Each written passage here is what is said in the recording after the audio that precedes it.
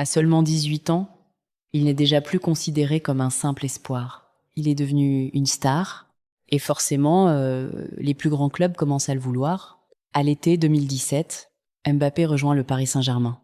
C'est un changement énorme. À Monaco, il était le jeune phénomène.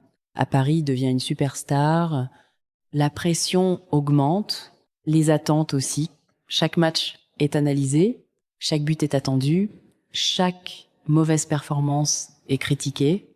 Mais Mbappé évolue. Au début, son football repose principalement sur sa vitesse et ses accélérations. Il reçoit le ballon, il élimine, il court, il frappe, mais avec les années, son jeu devient beaucoup plus complet.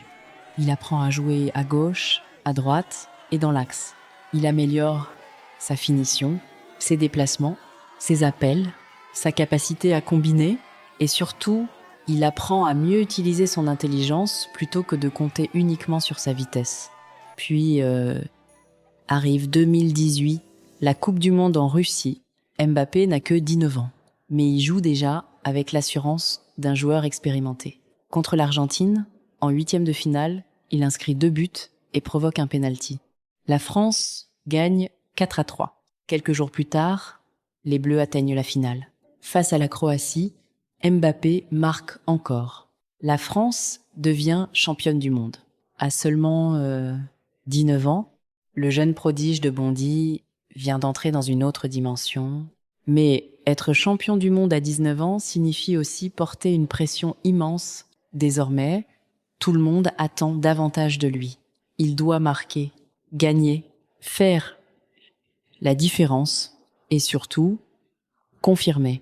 Mais une carrière ne se construit jamais uniquement avec des victoires. En 2021, Mbappé connaît une période difficile avec l'équipe de France.